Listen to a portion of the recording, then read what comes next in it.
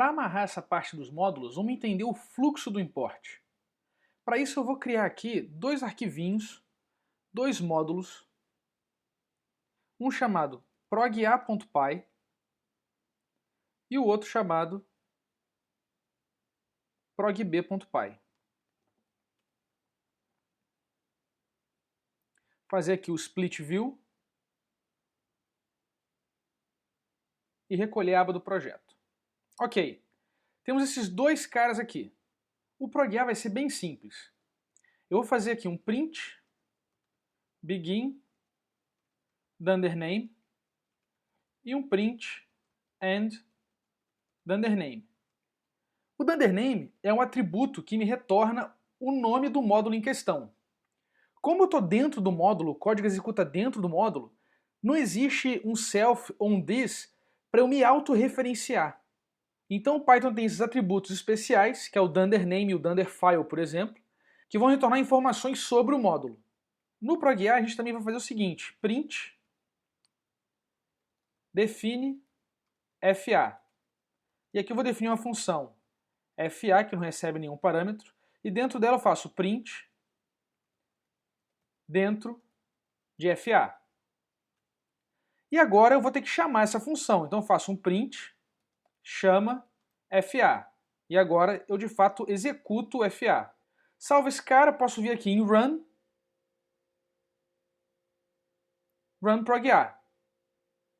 Maravilha, ele executa o comando Python e passa como parâmetro exatamente o meu módulo prog.a.py. O resultado da execução é, ele executa a primeira linha, que é o begin, e o .name dele, olha só que interessante, não foi prog.a. O nome do módulo é .main. Isso porque, como o prog.a é o entry point do programa, o Python sempre sobrescreve o nome do módulo de entry point com a string .main. Em seguida, ele imprime o define fa, depois ele executa aqui a linha 7 com print chama fa, executa a linha 8, onde ele vai entrar de fato dentro do código do fa e vai executar o print dentro fa.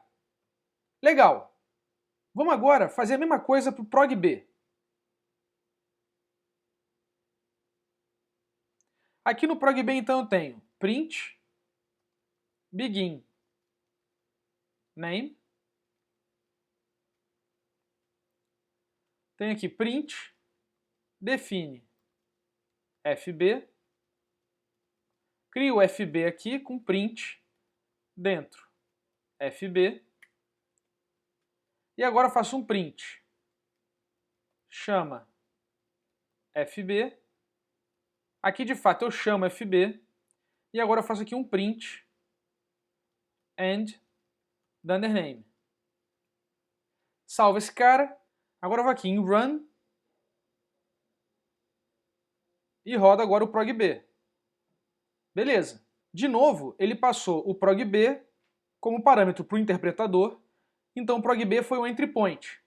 Então ele fez begin .main, que é a primeira linha, depois fez o define fb na linha 3, depois fez o chama fb na linha 7, dentro fb na linha 5 e sai executando a linha 10, end .main. Legal. Agora o que acontece se eu quiser, logo aqui embaixo, na linha 2 do prog.b, fazer um import prog.a. E aí eu quero que dentro do meu fb, na segunda linha, na linha 7, eu vou fazer aqui prog.a.fa e vou executar o fa. Vou salvar esse cara e vou rodar. Olha só o que vai acontecer.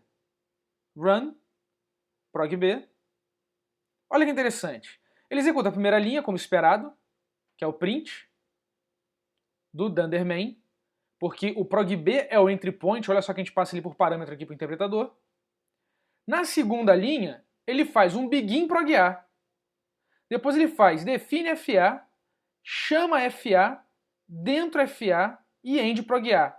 Ele executa todos os prints do prog.a na linha 2. Então você vê que o import ele não simplesmente processa o arquivo, mas o Python executa o corpo do módulo.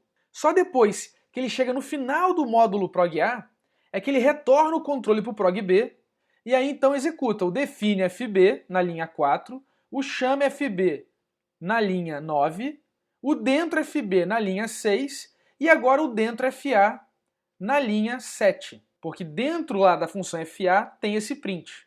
De todos os prints que a gente teve, o print que a gente não queria era exatamente esses dois, era o chame fa e o dentro fa. Por quê? A gente quer usar a função fa lá na linha 7 do prog.b.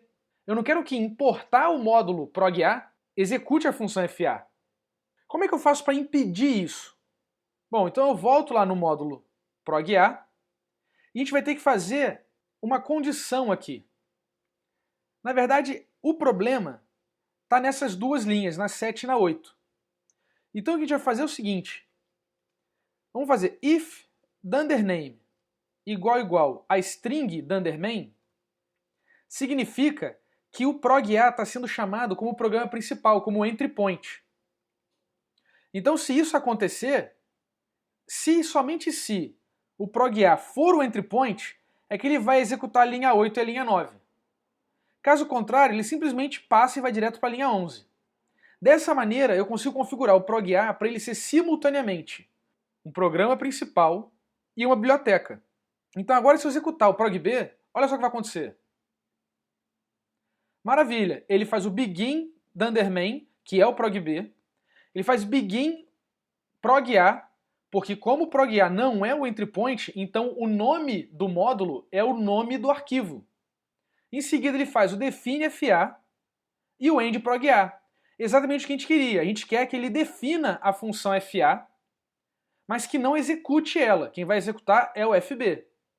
Então depois que ele faz o import, ele vai agora para definir o fb na linha 4 do nosso prog.b, vai chamar o fb na linha 9 e 10, vai mostrar dentro do fb na linha 6 e vai executar o fa, que vai então imprimir dentro do fa. E o legal é que esse mesmo código, quando eu executo agora aqui o nosso prog.a,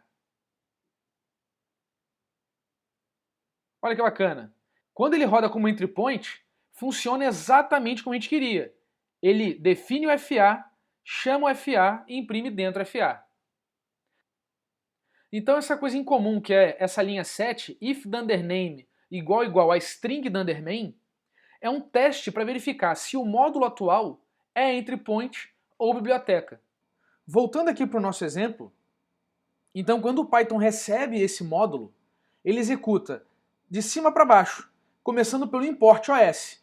Então no import OS ele vai entrar lá, carregar o módulo OS, vai gerar os bytecodes, vai instanciar o módulo em memória e vai retornar essa referência associando ao nome OS no módulo atual, no namespace atual. Em seguida ele vai para a definição do main.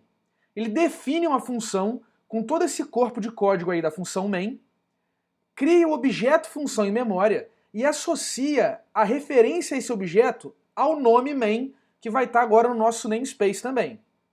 Depois ele vai lá e define a função foo. E a mesma coisa, ele vai criar um objeto função com todo esse corpo de código aí, com os bytecodes e tudo mais, e vai associar a referência desse objeto ao nome foo, que também vai estar disponível no nosso namespace. E no final, ele termina as definições, ele chega aqui na linha 45 e faz um teste, verifica se esse módulo atual é o entry point. Se for o entry point, significa que o dundrname do módulo vai ter o valor string dundrmain, então ele entra no corpo do if e chama a função main. Show de bola! Agora a gente já sabe exatamente como é que o interpretador processa um módulo Python.